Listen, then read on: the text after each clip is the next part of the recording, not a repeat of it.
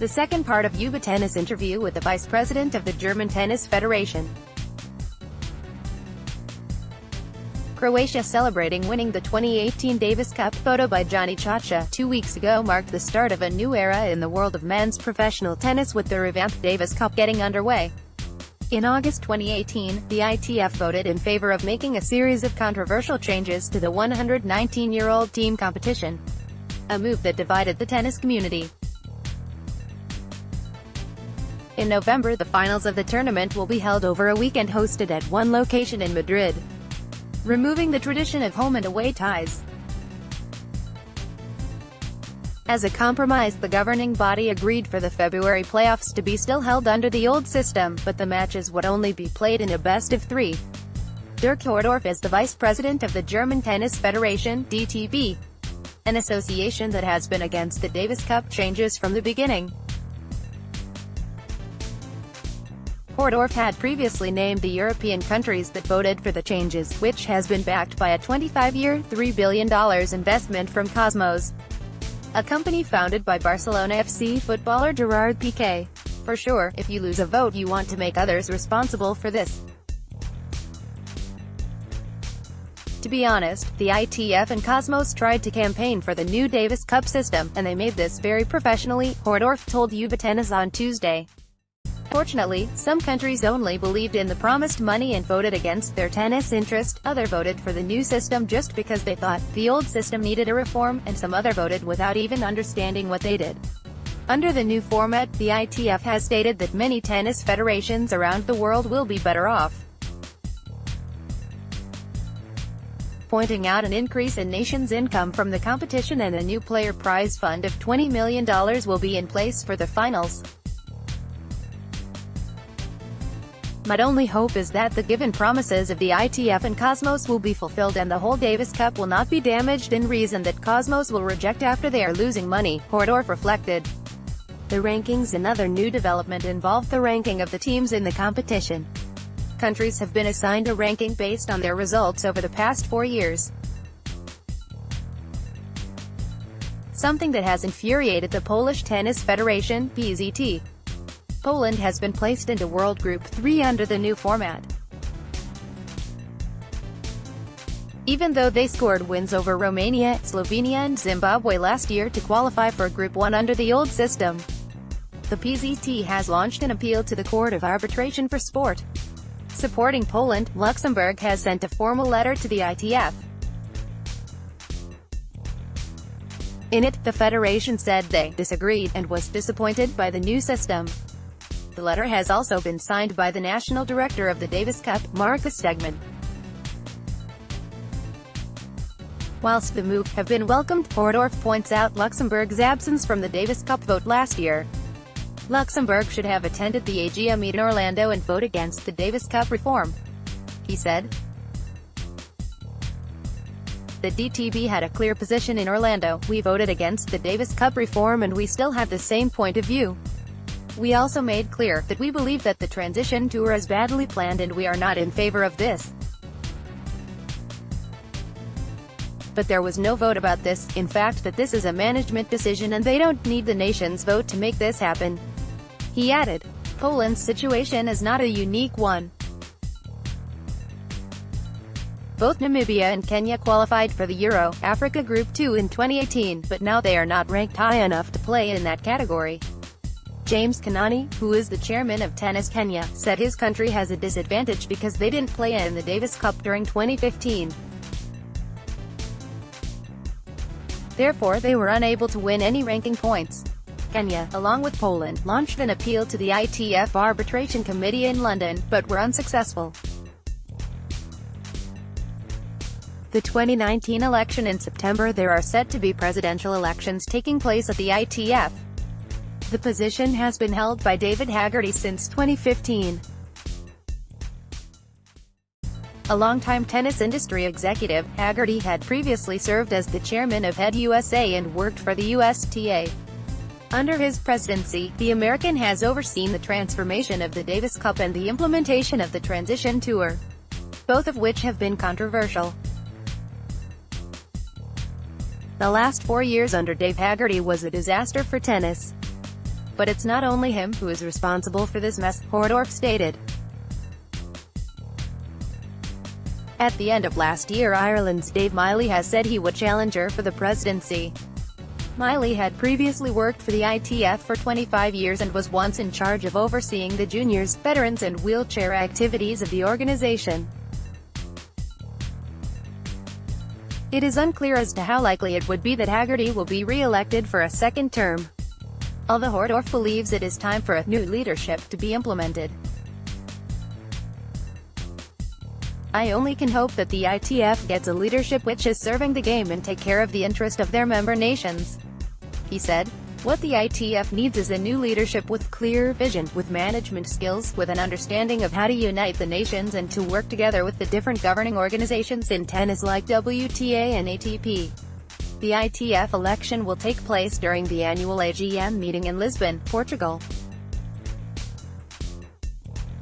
The conference will take place between September 24 to 27. Part 1 of Ubitennis interview with Hordorff can be read here. Exclusive. I've been contacted by 200 players. Tennis chief Hordorff on why the transition tour must change. Great Britain will have another home tie as they face Kazakhstan in April's World Group 2 playoffs. Johanna Konta, at Sky Sports Tennis, Twitter. After waiting 26 years for a home tie, Great Britain will have a second tie in 2 months as they face Kazakhstan in April's World Group 2 playoffs. After hosting some Zone Group 1 Europe, Africa action in Bath and successfully qualifying for the World Group 2 playoffs, Great Britain have been handed another home tie. The Brits will face Kazakhstan in April, with the winners getting promoted to the second tier of women's team tennis, a historic occasion for both nations. This tie, along with the other World Group 2 and World Group playoff ties, will take place on Easter weekend between the 20th and 21st of April. After finding out the news, GB Fed Cup captain Ankie Athavong said she is ready for a raucous atmosphere in April. "We saw the fantastic atmosphere home fans create and the role they play in lifting our players beyond their limits. There is a strong rumor that the tie could be played at the Copper Box Arena in London, although that will be confirmed next week." Meanwhile, the pick of the other ties sees a strong Russia team host Italy, while either the Netherlands or Japan face relegation to Zone Group 1. Czechs look to bounce back. In the World Group playoffs draw, the Czech Republic were handed an easy home tie to Canada as they face uncharted territory in April. The defending champions will play their first playoff tie since losing 3-2 to Romania in an exhilarating tie in Ostrava, which was their first defeat on home soil for 10 years. While the other 2018 Fed Cup finalists, USA will host Switzerland and Latvia host Germany in a historic tie for the hosts as they look to make the World Group for the first time in their history. Here is the full World Group and World Group 2 playoffs draw, with the ties taking place on the 20th, 21st of April. * Home teams are first World Group playoffs: Czech Republic v Canada, USA v Switzerland, Latvia v Germany, Belgium v Spain. World Group 2 playoffs: Russia v Italy, Japan v Netherlands, Great Britain v Kazakhstan, Slovakia v Brazil. The vice president of the German Tennis Federation, DTB, has spoken with Ubitennis about the state of the lower-level tournaments in the sport. The newly created ITF Transition Tour was set out to give players a better standard of living and cut down the costs for tournaments hosting lower-level events. On the surface, the idea is a brilliant one, welcomed by many. But in reality, the outcome has been one of anger and frustration. This year a new system is in place, with ITF rankings being used for the first time. WTA points are only awarded to women playing in events that have $25,000 in prize money or more. In men's tennis, $25,000 ITF Pro Circuit events offer both ATP ranking points, later rounds, and ITF entry points, all rounds, while the qualifying rounds of ATP Challenger tournaments also offer both ATP ranking points, all events, and ITF entry points, events up to $125,000 in prize money. Players can use their ITF ranking to enter into professional tournaments. There's a growing frustration among players, with many saying that it is harder for them to get into tournaments compared to 12 months ago. Some of those have even lost their ranking from last year due to the size of the tour being reduced. On top of that, the draws have also been made smaller. Also at ITF_tennis, the reason you say the average ranking on the ATP is down at the ITF level is because players all lost their ATP points from had won 5Ks.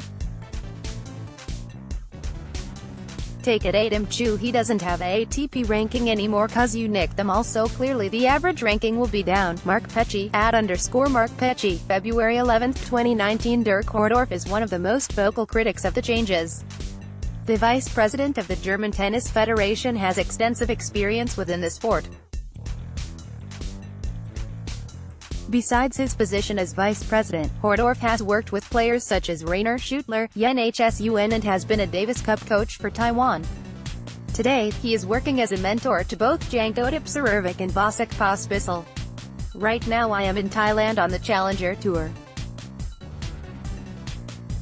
Everyday players or coaches are coming to me, telling me they are reading my posts on Facebook and tell me how grateful they are and how much they support my point of view, Hordorff told Ubitennis.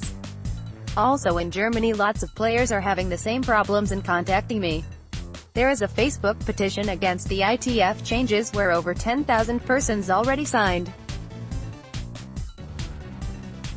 It's very clear that all players are suffering under this new system and don't like it. To be more precise about the problem, Hordorff has said he has received a staggering 200 messages from players about their concerns.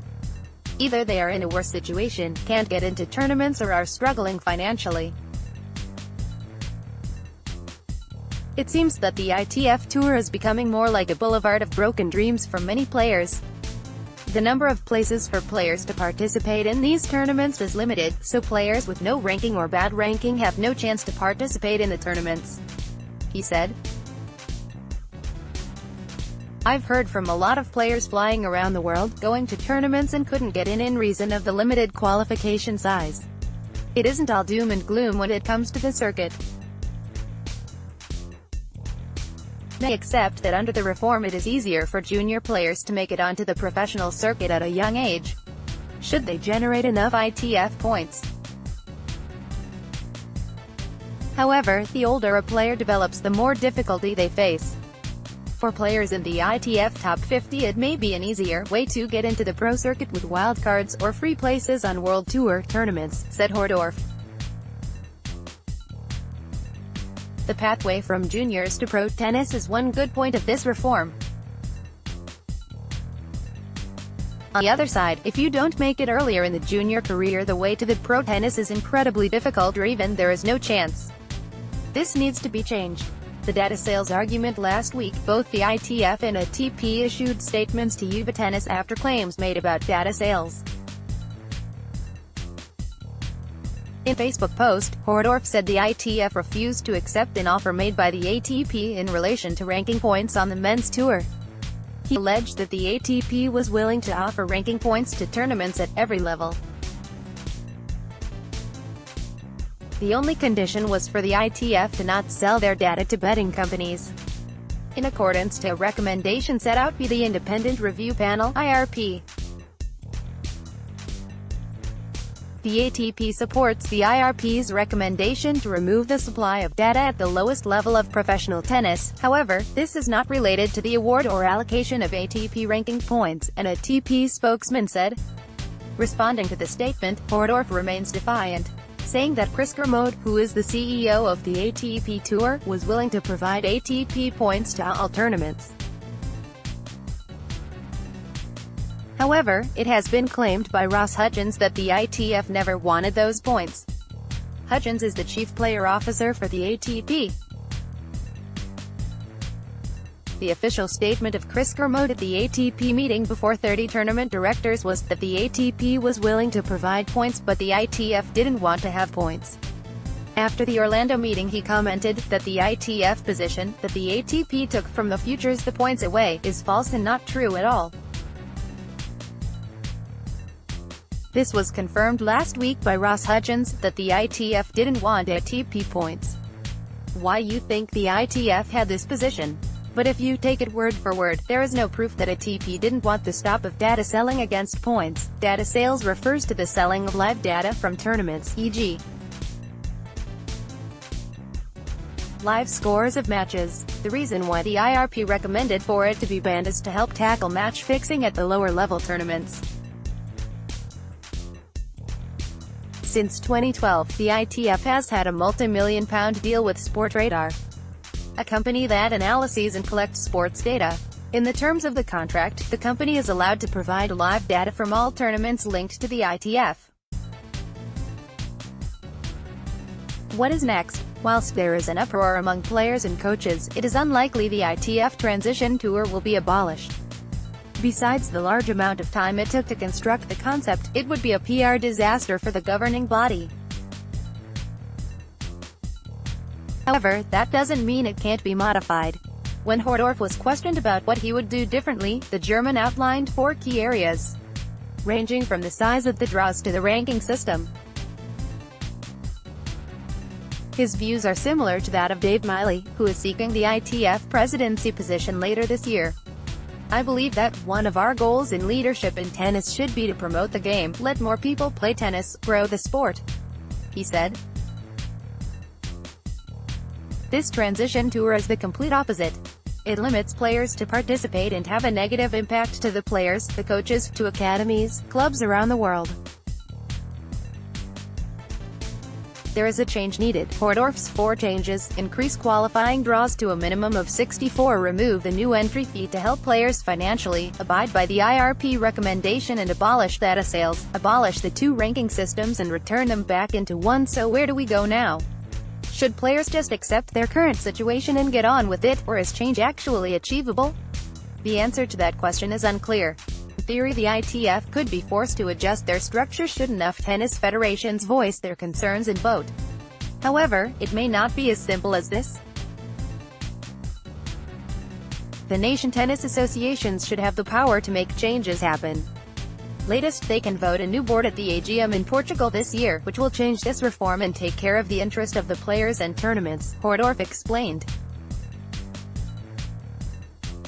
There are too many persons involved, who have no knowledge about tennis and only take care of their personal interest, he added. The ITF AGM meeting will not take place until the end of September. Until then, players will have to continue weathering the storm in the meantime. Meanwhile, the ITF has pledged to continue their support of their transition tour by holding a media conference to promote it in the coming weeks. The second part of Ubitennis' interview with Hordorff concerning the Davis Cup and David Haggerty will be published on Wednesday. The world #1 made the surprise announcement onto social media. Naomi Osaka, image via @SportVision. Australian Open champion Naomi Osaka has announced that she has ended her collaboration with coach Sasha Bajan in an unexpected move. The 21-year-old confirmed her decision in a statement uploaded to her Twitter account. The Japanese player didn't state the reason why the two have decided to go their separate ways. German-born Bajan has guided Osaka since December 2017 and has overseen her rise to the top of the sport. "Hey everyone, I will no longer be working together with Sasha. I thank him for his work and wish him all the best in the future," Osaka wrote. Responding to Osaka's tweet, her former coach said that he was thankful to be part of her team, indicating that the two might have ended their partnership on amicable terms. "Thank you Naomi, I wish you nothing but the best as well. What a ride that was. Thank you for letting me be part of this," said Bajan. In 2018, Bajan became the first person to win the WTA Coach of the Year award. With a 13-month period, he has overseen Osaka win 3 titles on the tour, including 2 Grand Slams, and become the first Asian player to reach world #1. Despite being only 34, he has been a hitting partner for some of the biggest names in women's tennis,